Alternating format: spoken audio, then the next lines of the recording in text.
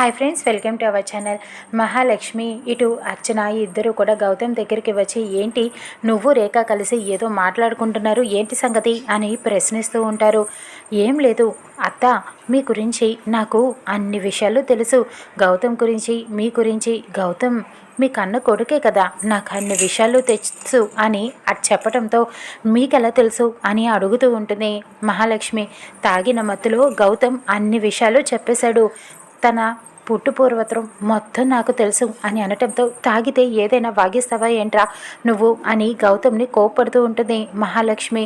అంటే అలా ఏదో పొరపాటున చెప్పేశాను అని అనటంతో సరే అయితే ఇప్పుడు ఏం చేద్దాం అని అడుగుతూ ఉంటుంది మహాలక్ష్మి. ఇక నుంచి మీ గ్యాంగ్లో గ్రూప్లో నన్ను కూడా చేర్చుకోండి అత్తయ్య, నా తెలివితేటల్ని మీరు కూడా వాడుకోండి అని సలహా ఇస్తూ ఉంటుంది. సరే అయితే డన్ అని చెప్పి నలుగురు గూడు బూటాన్ని చేసుకుంటూ ఉంటారు. ఇంతలో చలపతి కూడా వచ్చి చేయి కలుపుతూ ఉంటాడు.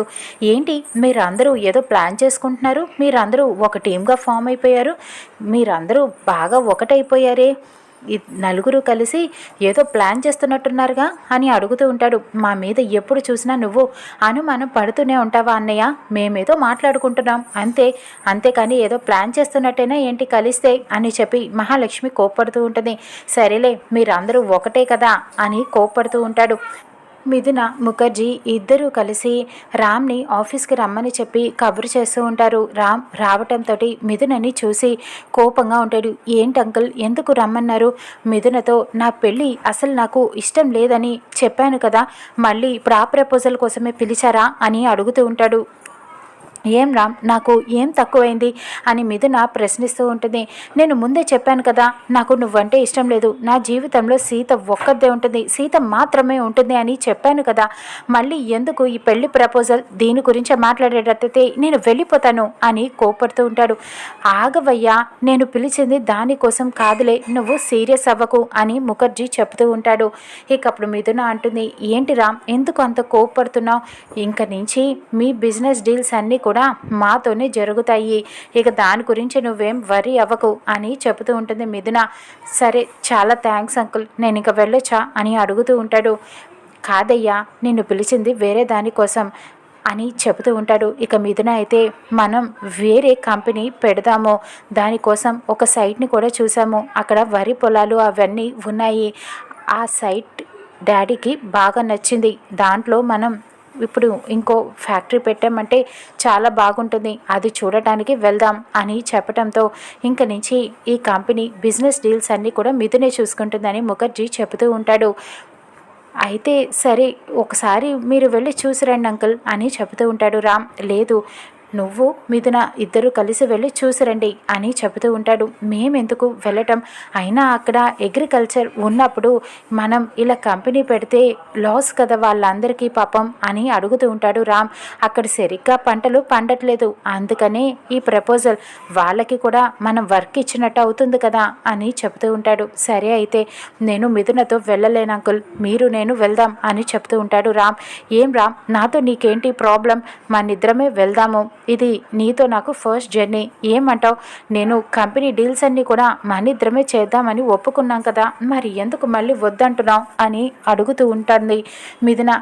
సరే అయితే అని ఓకే చెబుతూ ఉంటాడు రామ్. తప్పక మిథునతో ఇక రేపు నన్ను వచ్చి పికప్ చేసుకో, ఇద్దరం కలిసి వెళ్దాం అని మిథున అంటుంది. ఇక రామ్ బయటికి వెళ్ళి అలా కార్ని ఒక చోట పార్క్ చేసి ఆలోచిస్తూ ఉంటాడు మిథున గురించే. ఇంతలో సీత గుర్తుకు వస్తూ ఉంటుంది.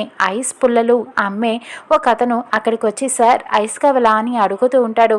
ఇక సీత గుర్తుకు వచ్చి సీతకి ఆ ఐస్ తినటం ఇష్టం కాబట్టి రెండివ్వు అని చెప్పి తీసుకుంటాడు. ఒకటి సీత నీకు, ఒకటి నాకు అంటూ ఇద్దరిది రామే సీతని ఊహించుకొని తినేస్తూ ఉంటాడు. ఇంతలో సీత అక్కడికి వచ్చి రామ్ చేతిలో ఉన్న ఐస్ని లాక్కుంటుంది. ఏంటి మామ, నా కోసమే కొన్నావా, నువ్వు నన్ను బాగానే తలుచుకుంటున్నావి అని అడుగుతూ ఉంటుంది. అవును సీత, నువ్వేంటి ఇక్కడికి వచ్చావు, ఇటువైపు ఎక్కడికి వెళ్తున్నావు అని అడుగుతూ ఉంటాడు.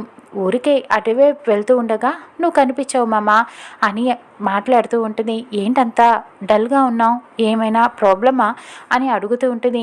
మిథున ఇలా ప్రపోజల్ తీసుకొచ్చింది, నిన్ను ఇంటికి రమ్మంటే నువ్వు రానంటున్నావు, ఇటు మిథునేమో నన్నే పెళ్లి చేసుకుంటానంటుంది, రేపు ఇలాగా బిజినెస్ డీల్ కోసం వెళ్దామని అంటున్నారు, సైట్ కోసం, నేను రానని చెప్పినా వినట్లేదు అని అనటంతో వెళ్ళు మామ, బిజినెస్ గురించేగా, నీ మీద మాత్రం నమ్మకం ఉంది నాకు, కొంపతీసి ఏమైనా ఇద్దరు కలుస్తారా ఏంటి అని అడుగుతూ ఉంటుంది. అదేం లేదు సీత అని అనటంతో నీ మీద నాకు నమ్మకం ఉంది మామ, వెళ్ళిరా అని చెబుతూ ఉంటుంది సీత.